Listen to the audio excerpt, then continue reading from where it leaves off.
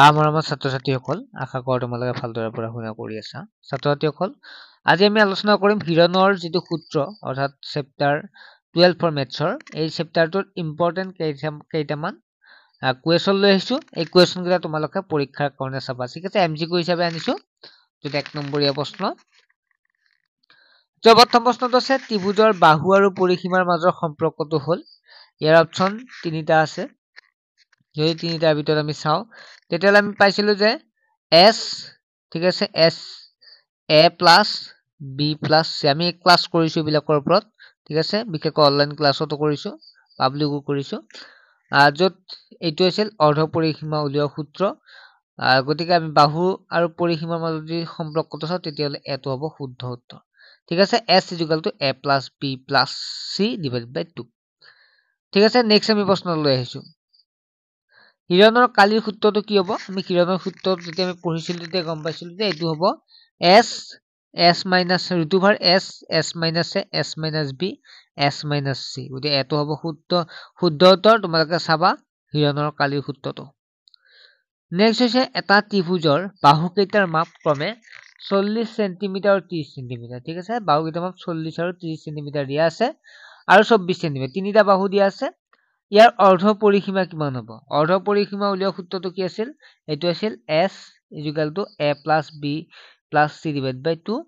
আৰু ইয়াত এৰ মান কিমান আছে? এৰ মান আছে, আমি পালো এৰ মান পাইছো 40। গতিকে আমি কি দিলো 40 বহালো। বিৰ মান কিমান পাইছো? বিৰ মান আছে বিৰ মান হৈছিল 32 আৰু চিৰ মান কিমান আছে? চিৰ মান আছে 24।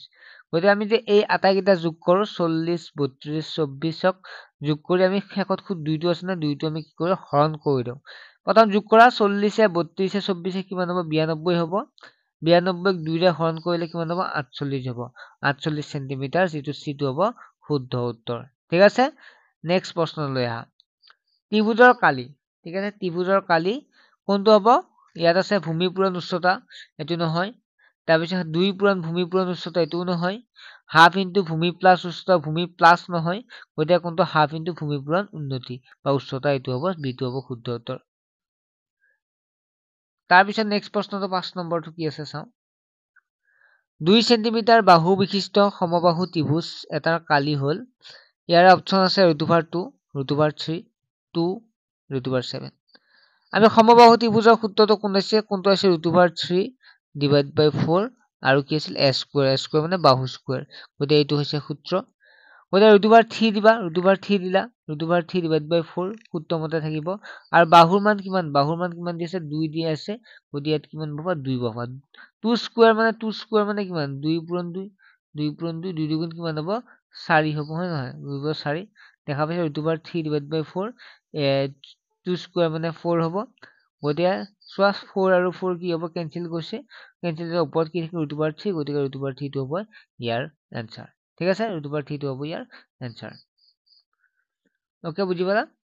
ওকে, নেক্সট প্ৰশ্নটো আহিছো, হিৰণৰ সূত্ৰত থকা S টোৱে কি বুজায়? আমি জানো যে হিৰণত থকা সূত্ৰত থকা S টো যিটো S এনেকুৱা S A plus B plus C আছে নাই? এইটো কি হৈছে? S মানে হৈছে ছেমি পেৰিমিটাৰ অৰ্থাৎ অৰ্ধ পৰিসীমা বুজায়, ঠিক আছে। C টো হ'ব শুদ্ধ উত্তৰ।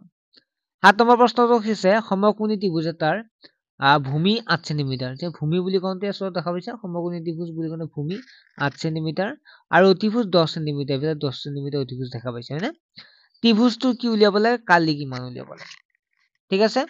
আমি দিয়া আছে ভূমি বুলি কওঁতে ভূমি কিমান দিয়া আছে? 8 চেণ্টিমিটাৰ, অতিভুজ 10 চেণ্টিমিটাৰ। আমি ধৰি লৈছো ABC নামকৰণ কৰি লৈছো। গতিকে ভূমি মানে AB 8 চেণ্টিমিটাৰ আৰু AC মানে অতিভুজ কিমান আছে? 10 চেণ্টিমিটাৰ।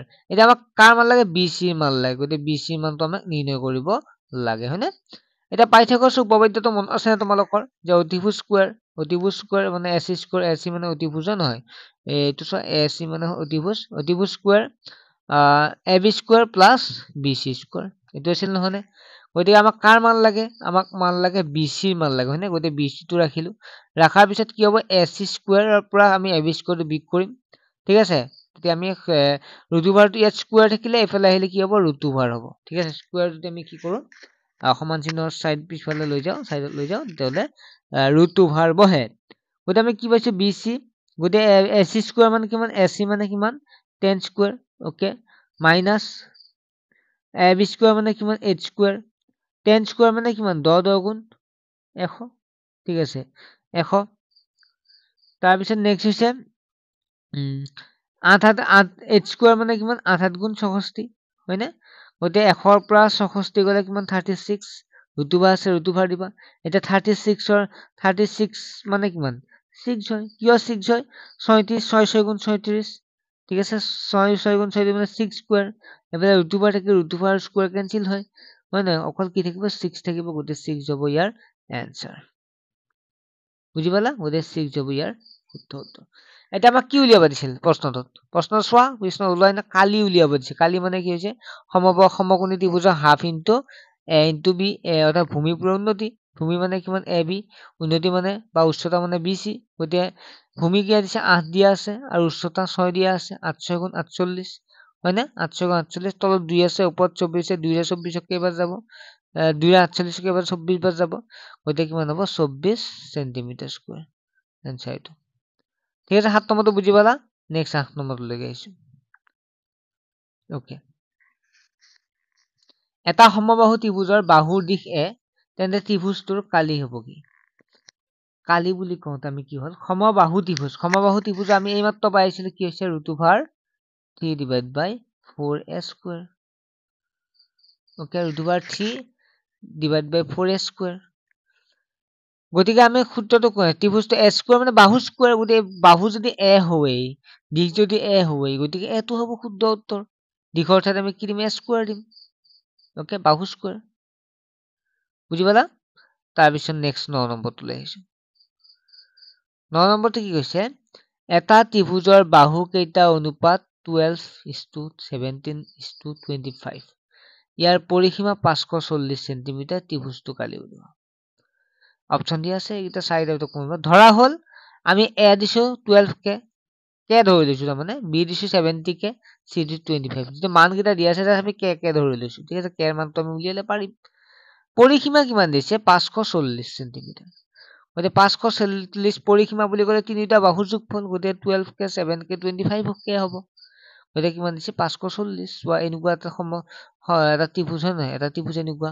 ইয়াত 12 কে ইয়াত কিমান হৈছে 17 কে ইয়াত 25 কে গতি গোটাকেইটা কি হয় পৰিসীমা হয় গতে পৰিসীমা কিমান দিছে 540 দিয়া আছে গোটাই যে আমি 12 17 কে 25 কে যোগ কৰি 54 কে পাওঁ এফালে 540 এটা কে মান কিমান হ'ব 540ক আমি কিমান 54 ৰে ভাগ কৰি কিমান পাম 10 সেন্টিমিটাৰ পাম ওকে কিমান পাম 10 সেন্টিমিটাৰ পাম এ ইকুৱেল টু কিমান 12 কে গতে 12 * 10 কিমান হ'ব কে ৰ মান কিমান পালো 10 পালো গতে কে ঠাইত আমি 10 পূৰণ কৰিম 12 10 গুণ 120 17 কে 7 ৰ লগ 70 লগত কি পূৰণ কৰিম কে ঠাইত 10 পূৰণ কৰিম 170 পাম 3 = 25 কে 25 ৰ লগত কি 10 পূৰণ কৰিম 250 পাম ওকে এটা s ৰ মান কিমান হ'ব a + b + c / 2 গতে a ৰ মান কিমান পালো a ৰ মান 120 পালো b ৰ মান কিমান 170 c মান 250 / 2 কৰোতে কিমান হ'ল আমি ওপৰৰ কেইটা 120 170 250 যোগ কৰোতে কিমান পালো 540 পালো 2 ৰে ভাগ কৰোতে কিমান পালো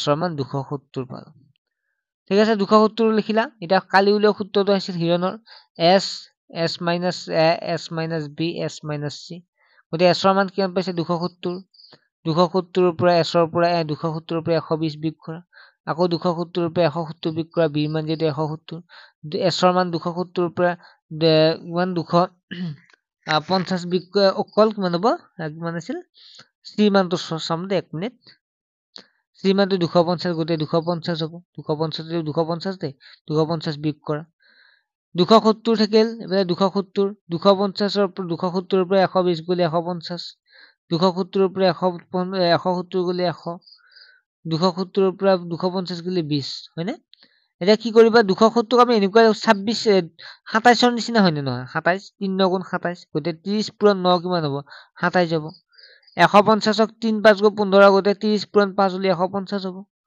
হয়নে আৰু 100ক মানে 10 10 গুণ 100 আৰু এফালে 20ক 2 10 গুণ 20 এটা চোৱা দুইটা 30 আছে চোৱা এইটো এটা 30 এইটো এটা 30 গতে আমি 30 স্কয়াৰ দিলো হয়নে এই 9 কি কৰাবা 3 স্কয়াৰ মানে 9 হ'ব হয়নে তাৰ পিছত এফালে কি আছে 10 দুটা আছে 10 দুটা 10 স্কয়াৰ পালো এফালে কি আছে 5 আছে 2 আছে, 5 আছে, 2 আছে। গতিকে 10টো আমি 5 দুগুণ কৰি ললো। এতিয়া চোৱা 2 দুটা হ'ল 2 স্কুৱেৰ, হয়নে? আৰু এইফালে কি হ'ল 5 দুটা হ'ল 5 স্কুৱেৰ। গতিকে তোমালোকে চোৱা স্কুৱেৰ আটাইবিলাক স্কুৱেৰ ৰুট ওভাৰ থাকে, square root over cancel, square root over cancel, square root over cancel, square root over cancel, square root over cancel. কি থাকিব 30 থাকিব, 3 থাকিব, 10 থাকিব, 5 থাকিব, 2 থাকিব। 30, 3, 10, 5, 2 থাকিব। গতিকে কিমান হ'ব?